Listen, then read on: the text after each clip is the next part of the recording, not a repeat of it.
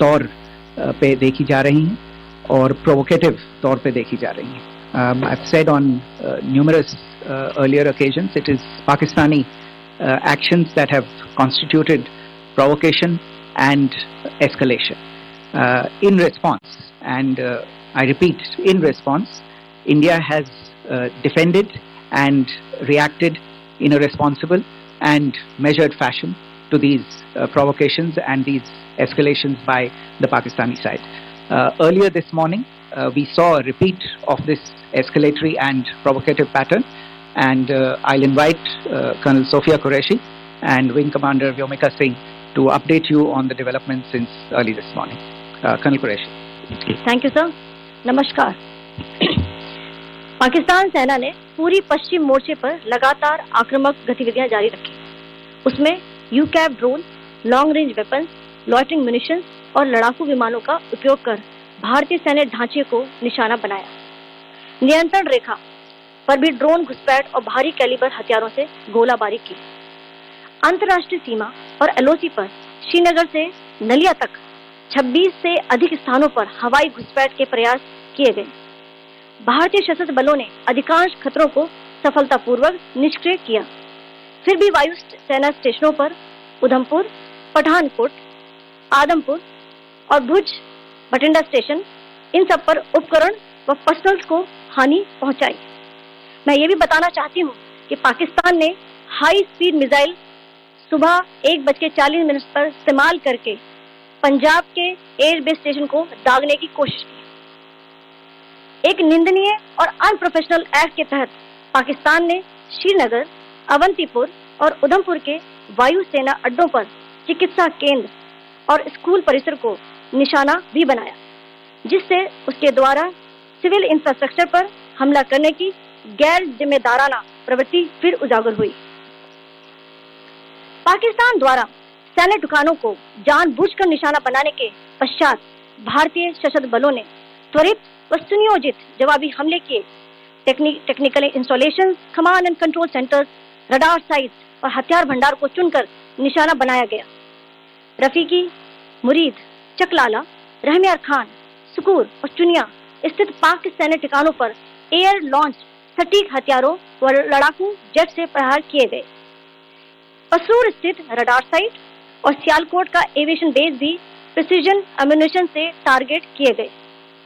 इन कार्रवाइयों के दौरान भारत ने कम से कम कोलैटरल डैमेज की क्षति सुनिश्चित की. चिंता का विषय यह रहा कि पाकिस्तान ने लाहौर से उड़ान भरने वाले नागरिक विमानों की आड़ लेकर अंतर्राष्ट्रीय हवाई मार्गों का दुरुपयोग किया ताकि वे अपनी गतिविधियां छिपा सके. ऐसी चालों ने भारतीय वायु प्रतिरक्षा तंत्र को नागरिक सुरक्षा सुनिश्चित करते हुए अत्यधिक संयम के साथ कार्य करने के लिए विवश किया.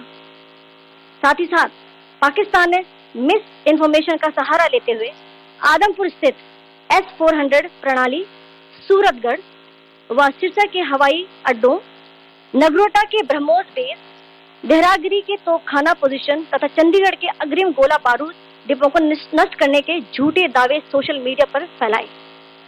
भारत इन फॉल्स नैरेटिव्स को पूर्णतः खारिज करता है.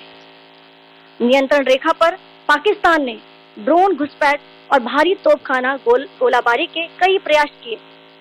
कुपवाड़ा, बारामूला, पुंछ, राजौरी और अखनूर सेक्टर्स में तोप, मोटार एवं हल्के हथियारों से भीषण गोलाबारी जारी रही. भारतीय सेना ने प्रभावी व तुलनात्मक प्रत्युत्तर देते हुए पाक सेना को काफी क्षति पहुंचाई.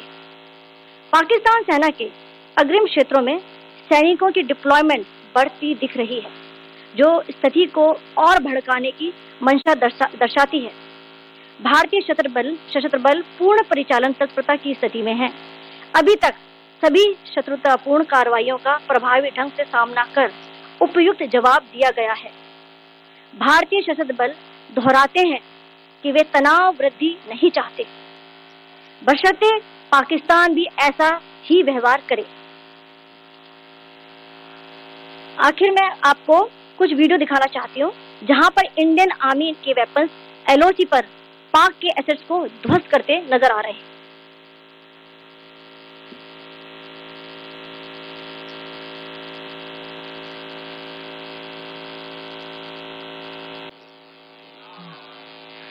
deplorable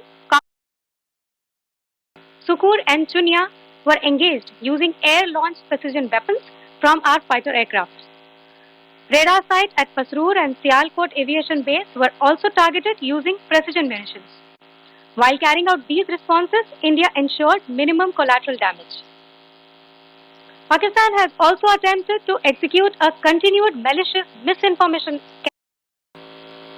The Air Force station in Sirsa being destroyed, completely false, as you've seen. The claim about the Air Force station in Suratgarh being destroyed, completely false again, as you have seen. There's a claim that has been made that the S-400 base at Adampur was destroyed, completely false, once again. Claims have been made about large sections of Indian critical infrastructure, power systems, cyber systems, etc. being attacked and destroyed, completely false. I would urge all of you and all those who watch this not to be misled by this tissue of